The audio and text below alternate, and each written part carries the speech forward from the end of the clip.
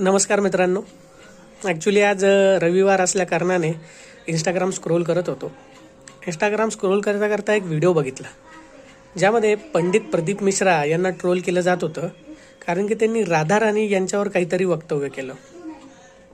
आता प्रेमानंदजी महाराज जे आहेत त्यांचे समर्थक प्रदीप मिश्रा आणि त्यांच्या समर्थकांना बरं वाईट बोलत होते.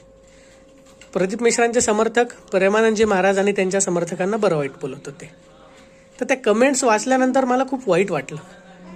वाईट याच्यासाठी वाटलं की आपण सर्व हिंदू आहोत आणि आपले हिंदू भाऊच एकमेकांना बरं वाईट बोलताय, एकमेकांना घाणघाण बोलताय.